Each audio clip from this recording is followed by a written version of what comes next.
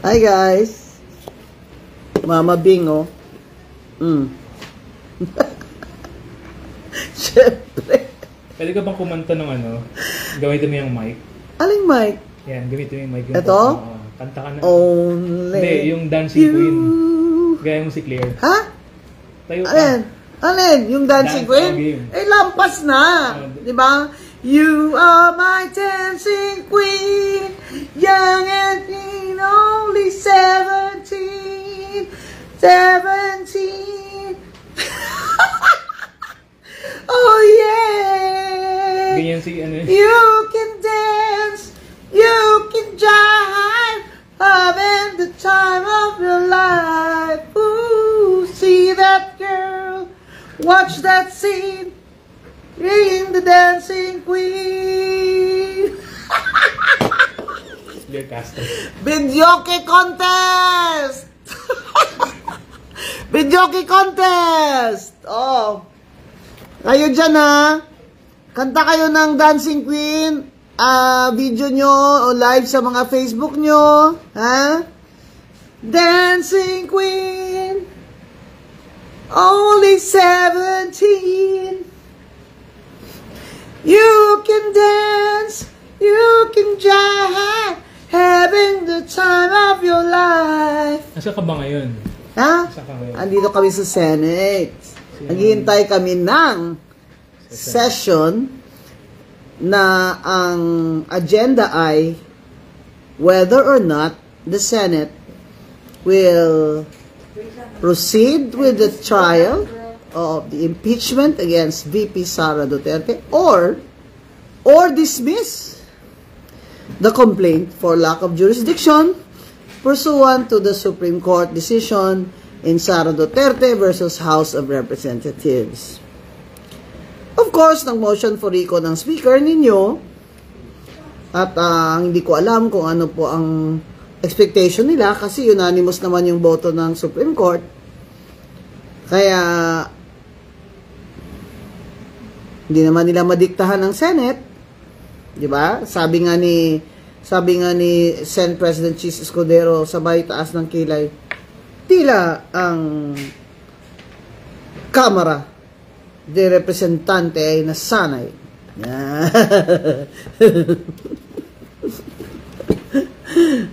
Sabay taas ng kilay. Di ba? Hindi po uto-uto si Senate President Chis Escudero. Matalinong tao po yan. Nag-UP College of Law din po yan. Kaya at saka demokrasya ito, di ba? By the last time I heard demokrasya ito. Oh, may upper chamber ang Senate, lower chamber yung House of Reps. Eh, kasalanan ng House of Reps, binadali-dali nila yun eh. O, anong sabi ng Supreme Court? Bad faith ang House of Representatives. Dahil ang naunang 3 complaint noong December 2024 ay in-archive nila. Kumbaga ay kung sa Ilonggo pa ginamos bala. Binaguog nila. Tinago nila. Kumbaga, pinail lang nila na parang wala lang action. Ganon. Tapos, yung pang-apat, ang pinail nila na inakyat nila sa Senado. Sinabi ng Supreme Court. Yung 3 yun na in-archive, that's already more than the first complaint. Ayon sa ating konstitusyon, isang impeachment complaint lamang ang pwedeng i-file laban sa impeachable officer bawat taon. Kaya kung gusto nila, February 5 o February 6 next year, pwede pa silang magsampa uli ng impeachment complaint versus VP Sara.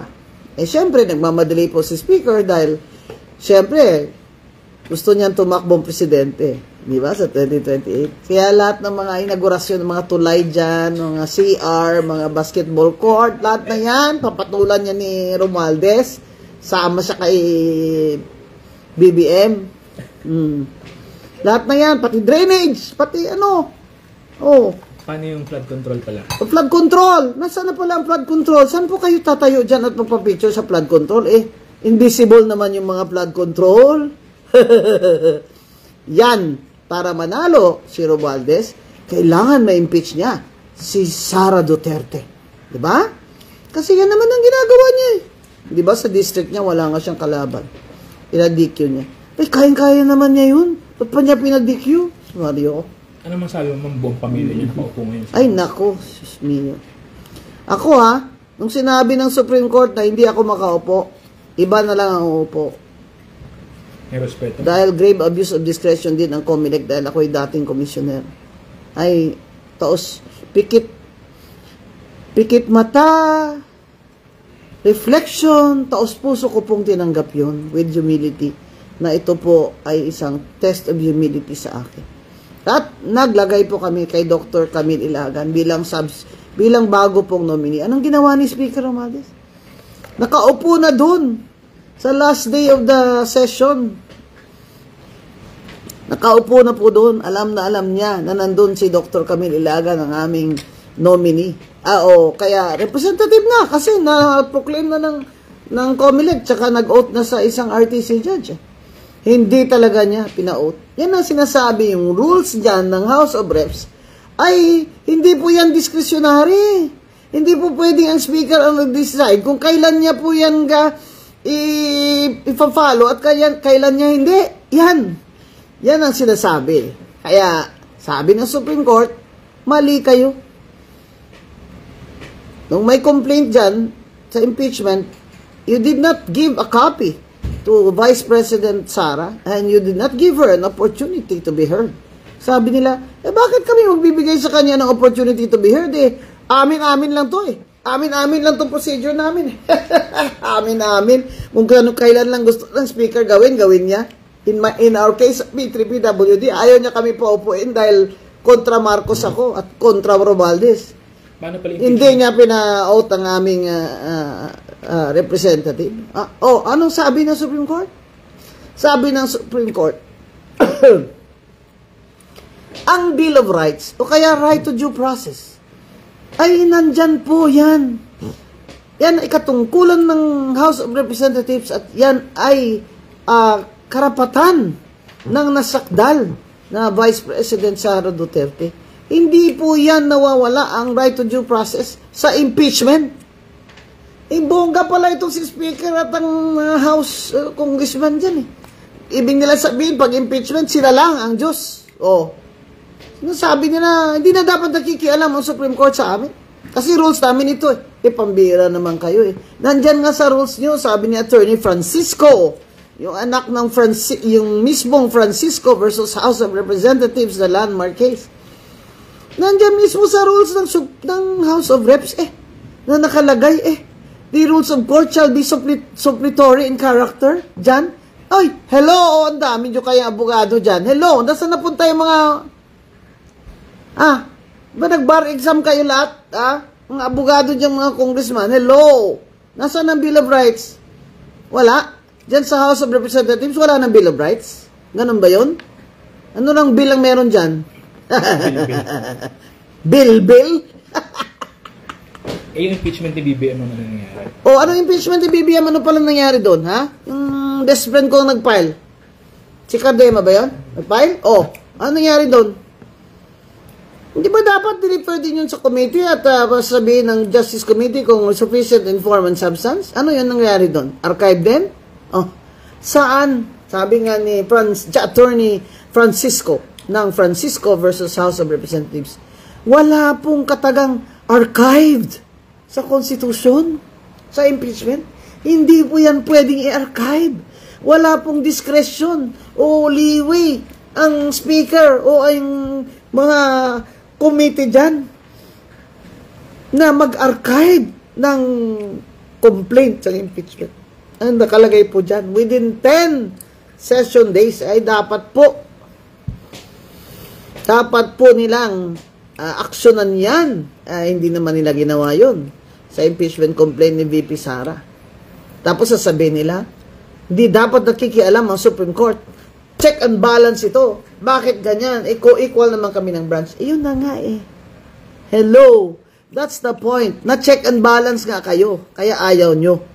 Gusto nyo checks lang. Checky lang. Kim Jong-un kasi Sino si Kim Jong-un? Sino? Kim Jong-un. Sino? Si Kim Jong-un. Alam mo na. Si Kim Jong-un daw kasi. Hindi na check and balance kayo. Di ba yan ang demokrasya? Nabi ngayon ng Supreme Court. Shoutout mo, 2,000.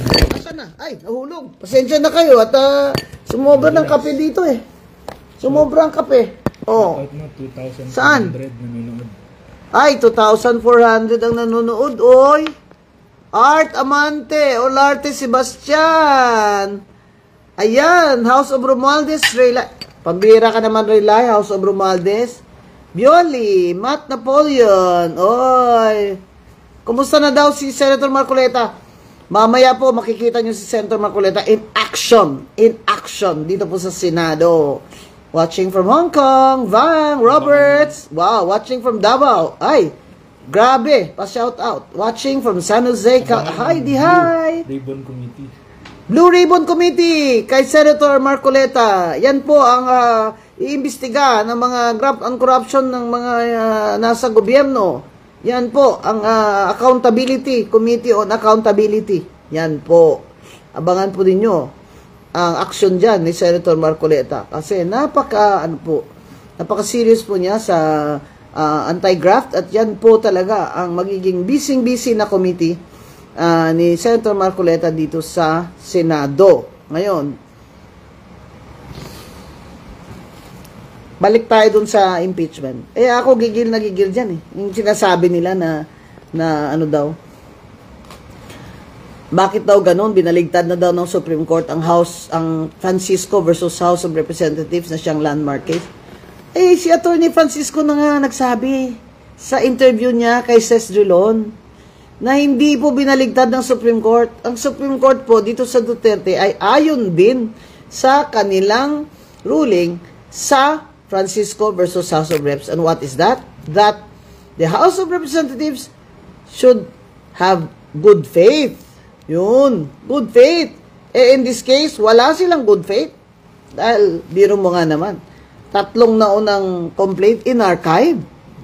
Kahit na wala naman sa rules yung archive, ay inakyat yung number 4th complaint. Isipin mo, bakit daw? Bakit? Sabi ni Attorney Francisco, kasi yung unang complaint pa lang ay napakahaba na, 60 pages. Kaya siguro sabi nila, anak ng tinapang kahaba naman itong babasahin natin. Isa pa, tinanong sila ng Supreme Court, paliwanag kayo, lahat ba sa inyo nabasa itong impeachment complaint bago nyo ito pinirmahan? Nag-committee hearing ba ito?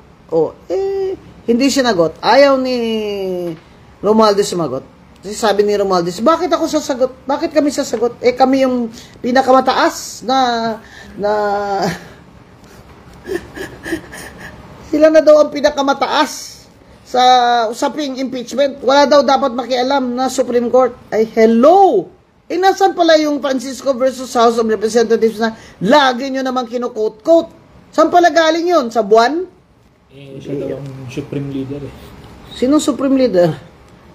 May Supreme Leader ba dyan? Pambira naman. Hindi po ito kaharian. Demokrasya po ito. Ano ba itong bayan ko? Dumaan na ako sa after the war, yung mga parents ko nagsimula ng pamilya, yun yung mga lolo nyo. Grabe naman dinaanan digmaan. Tapos na pahinga ng konti, nag-Commonwealth. Tapos tsaka lang naka-elect ng presidente natin. Commonwealth, si Quezon. Tapos nung kay Marcos, martial law. Nung si Marcos na, martial law, ayaw na umalis. Sinabi ko na kasi sa inyo, kayong mga DDS kayo, nabudol kayo. At titigas ng ulo nyo. Sinabi ko na sa inyo, huwag nyo iboto yan si Marcos, kay Lenny na kayo. Kasi pag napupo na dyan si BBM, di na yan aalis. O ngayon, sinong ayaw umalis? Si Romualdez ang ayaw umalis. Si BBM talagang wala siya magagawa. Gusto man niya o hindi, talagang aalis siya dyan. Di ba? 2028. Pero ang ayaw umalis, ang pinsan niya na ginawa niya speaker na nag-control ngayon sa budget natin. Kaya ganyan nangyari sa atin. Paano pag na-unconstitutional lang 2025 budget? Ngayon nasa Supreme Court, di ba? Pinapa-declare ng grupo ni Justice Carpio na unconstitutional yung budget na yan. Ang mangyayari po, magre-revert po yan sa budget before the 2025 budget. Parang reenacted lang. O kaya, pag ito namang gobyerno nyo ay maggastos lang ng gastos, utang ng utang, abay, hindi na yan reenacted dahil magdi-deficit na siya. Abo. Tapos ngayon, sinong bunjing? Sinong bunjing? Napanood mo ma'am yung diba, privilege speech ni Kong Ungab? Oo, ang galing ng privilege speech ni Kong Ungab. Grabe, parang atakihin na siya sa puso. Ay, grabe talaga.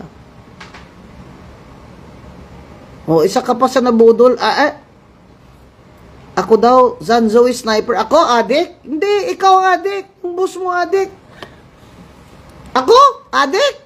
May adik ba ganito kaganda, oh? Tsaka yung pangako, balanse, oh. Oh.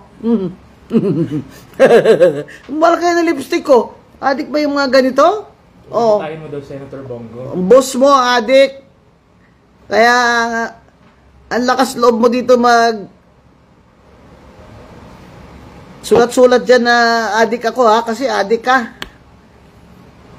Sino mga bisitahin mo daw dito ng Senator? Sinong bistahin ko dito? Dami ko bistahin. Lahat yan sila bistahin ko. Senator Bongo, na yun, message na yun. Bibistahin ko si Senator Bongo. Siyempre, nandito ako para kay Senator Marcoleta. Idol ko, di ba? Si Bongo kasi nakatulong sa atin. Ako po, si Rodante Marcoleta, anak na magsasaka. Ang galing talaga nung advertisement na yun. Kaya ako, support talaga ako sa kanya. Si Senator Bongo, yan. Alam mo kasi, si Senator Bongo, nung time ni P. Duterte, wala pong yabang. Napansin ko talaga, wala po siyang yabang. Saka, matulungin talaga siya kasi dumaan nga si LGU, di ba, nag-administrator. Na tumutulong sa mga PWD doon sa kanila sa Davao at kung saan-saan. May nasunugan dyan sa Cebu na PWD, alam ko na pumupunta siya. Kaya, bibisita ako sa kanya. Siyempre, bibisita ko kay Senator Pia Cayetano. Senator Robin. Magkindat-kindat din ako kay Senator Robin. Ewan ko lang kung kilala niya ako. Hindi, pinuri ka niya nun sa Facebook eh. Talaga? Oo, pinuri tayo nun sa Facebook. Hindi naman kami nag-meet pa. Pero yung brother niya, nakilala ko. Kaya guys, importante talaga itong mga senador eh. Pero tingnan nyo dahil sa kakagawan ni BBM at ang mga tao niya malapit sa kanya, sama na si Romualdez, na pinakidnap, hinuli si Digong. Umalsa ngayon ng Mindanao at mga Duterte supporters. Biro mo, ilan sa oposisyon ang nakapasok? Bongo, Bato, Marcos, Aimee, Villar, Marcos, Villar, Marcoleta, 5. Noong una pa nga si Senator Marcoleta, marami pang boto kaysa kay Aimee. Aimee, 12. 5. Nung panahon ni Duterte, 0 nga yung oposisyon midterm. Yung time nitong tumakbo si Lenny as president, salang nanalo di ba? Salang nanalo ang oposisyon na senador Dulong-dulo pa. Kaya, 5. Ano na po yun? Kung sa Bisaya pa, balana. It's an omen. Wala pang pera yan. Kaya, yan, wala pa yung, walang pera yan. Walang botbayig yan. Kaya, ito pong 2028, napaka-ano po nitong laban na ito. Ito ang laban na talagang kung kayo po ay tumulong na kayo ngayon. Kung kayo po ay gustong maliberate na itong ating bansa sa mga magnanakaw na ito, tumulong na po kayo ngayon. Kaya kayong lahat ng mga nabudol, may mga kasama din, friends din ako na nag-Marcos na hindi DDS. Nakawan ngayon ma'am, di na million, billion na. Niwala naman kayo doon. Sabi, pamimigay nila yung Taliano gold nila. Ano nangyari? Siya pa ngayon nagbenta ng gold natin. Bongga. Tayo pa talaga kinunan. Wala kayong makukuha dyan sa kanila. Siyang kukuha. Sila kukuha sa atin. Uubusin nila tayo. Yung Maharlika, hindi na naririnig. Maharlika, hindi naririnig. Kumukobra yata milyon-milyon ng chairman doon at mga board eh. Mga walang hiya. Ano ba din ba kayo mahiya? Ni wala nga kayong income na pinapasok. Wala nga. Di nga alam saan yung lagay pera namin eh. Tapos, kukuha pa kayo sweldo nyo? Ba kayo nahiya dyan? No. Sabi nga ni BBM, nahiya naman kayo. Ay bay, dapat po eh. Mahiya naman tayo. Di ba? Yung ginagawa ng DOJ, fishing expedition. Fishing expedition sa Taal? Oh. Grabe naman itong DOJ Dinosaur at na yata PNP nakuha. eh. Ang dami naman butong nakuha doon sa Taal. Ay, wala nang tawilis doon. Ay, naglipatan na yan tawilis eh. Ay, nanawagan na si Governor Vilma Recto, tigilan nyo na po ang Taal at wala nang makukuhang tawilis ang mga maging isda ala na pong bumibili ng tawilis dahil nang kakakalkal nyo ng mga buto-buto dyan sa Taal. Hindi naman mamatch kung kaninong buto yun. Oh. Buto ng dinosaur. Baka may dinosaur dyan. Ipa-auction natin, $1,000,000 yun. Di ba? Ay, grabe. Murder ng kadaming tao na wala namang nakitang tao. Pwede ba yun? Murder, walang corpus delicti? Teka, ma-review nga criminal law 1. Baka murder ng pedicure. Grabe naman kayo Para na lang talaga diinan nyo na lang lahat ng mga supporters ni Duterte. Didiinan na talaga si Mr. Charlie Ang. Ang masaklap, may kasama pa si Gretchen Barreto. Hoy, Ilongga nanay niyan ha. Kampi ako dyan. Grabe. Para lang talaga lahat ng supporters ni Sara Duterte ay talagang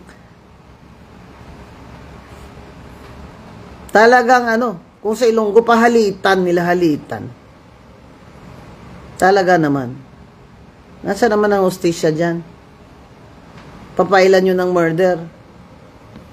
Oo nga, may complainants nga, mga kaanak nga. Nakakawa naman talaga sila. Pwede ba, tama ba yun? Wala nga kayong bangkay dyan. Tapos pailan nyo ng murder dahil lang sa confession kuno-kuno ni alias Dondon. Yung confession niya, sino ba nag-corroborate ng confession niya? Kapatid niya na convicted din yan ng robbery dahil kitang-kita siya sa CCTV. Siya nag-withdraw ng ATM nung taong pinatay. Tapos sabi ni alias Dondon, utos daw yun ni Mr. Charlie Ang, Atong Ang, na tingnan ng ATM kung magkano ang napanalo. Pambira. Patayin nyo yung tao, tapos titingnan nyo pa ATM kung magkano. Yung Dondon pala, lumaban ng mayor, talo. At oo. Tsaka, ba't siya winidraw? Kaya convicted siya ng robbery. Nanalo. Panalo ba? Talo. Tumakbo daw yung Dondon. Mayor. Yun yung narinig ko sa TV, sabi ni Mr. Ang, nag-contribute pa daw siya ng 10, 12 million. Talo. Yun. Sana sa atin na lang kinontribute, no? Oo nga. Ilang... di na natalo siya ngayon. Ang sabi ng abogado ni ni Mr. Ang pagkatapos siyang natalo, humingi siya ng 300 million kay Mr. Ang para daw lalayas na lang siya. Kung nanalo pala siya dun, wala pala sanang problema. Kaso natalo siya. Di humingi siya ng 300 million ngayon. Ayaw daw, sabi nga ni Attorney Kapunan, naka-record daw yun, yung paghingi. Syempre, hindi binigyan ni Mr. Ang. Ayan na ngayon. Sinasabi niya na ang mastermind nitong lahat ng ito ay si Mr. Ang. Pero hindi pala ito utusan lang tong taong to, hindi. May sarili siyang empire. May sarili siyang mga, let's say, may security agency siya, negosyo niya yun. Ang daming pera. May sarili, ang dami. Tatakbo ka ba naman, Mayor? Wala kang pera. Sarili mo. Ang dami niyang sasakyan. Mga ganun. Hindi pala ito ordinaryong kapatas. Ganon. Hindi. Mayaman siya. May sarili siyang mga negosyo. Kaya, Huwag po tayong bang, Pasway. oo, wag tayong, ano ba tawag doon? Mapaniwala. Dulas-dulas? Oo, wag tayong, basta-basta maniwala sa, kunyari, state witness siya. Sa ngayon, sa ngayon, siya naman talaga pinaka-guilty. Diba? Siya yung nakuna ng CCTV. Yung kapatid niya, nag-withdraw ng pera nung pinatay na tao. Oo. Oy, Bon! Oy, basta buhay pa kami mga DDS. Oy, talagang dapat buhay pa kayo, ha? Matanda pa nga ako sa inyo, dapat buhay pa ako sa 2028. Awa ng Diyos, ha? Sa 28, 70 ka na. Ano? 70 na ako sa 2028. Pero sino yung lola nyo, ha? 67 ka ngayon. Mag-birthday ka sa August. Oo. Uy, birthday ko sa August, ha? Shout out nyo naman ako. August 29. Oh. 70 na ba, mga anak? Oo, di ba? Yan. Watching from Dubai. Hello. Ayan. Thank natin yung galing sa Hong Kong. Ay, si Mati pala. OFW friend natin sa Hong Kong na isang cook. Cook siya ng isang expat sa isang multinational bank. Mati, thank you so much sa donation mo ng 3 wheelchair para na rin sa birthday ko. 3 bata ang makikinabang dyan. Lalo na yung may mga cerebral palsy. Thank you, Mati. At guys, welcome na welcome kayo, ha?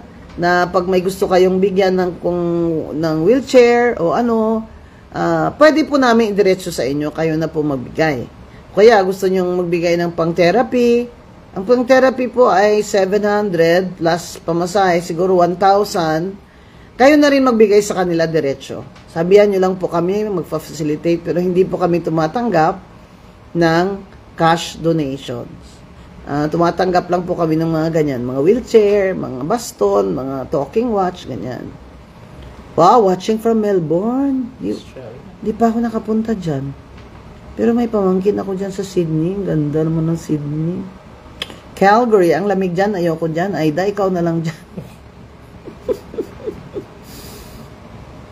Sino yun si Dr. Carl Balita? Si Dr. Carl yung... Bagay daw kami sa Senado. Oy, attorney! Hola! Yung mga taga-Espanya! ¿Cómo estás? Wow! Wow! Bong! Midsayap!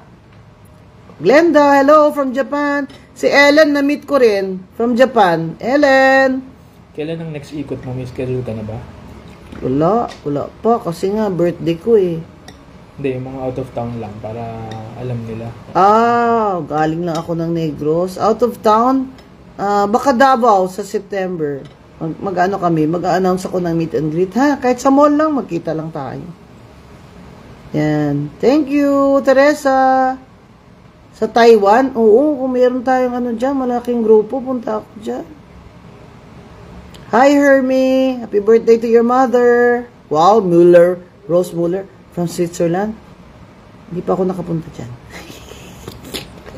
Guys, 1,700 na kayo nagwa-watch.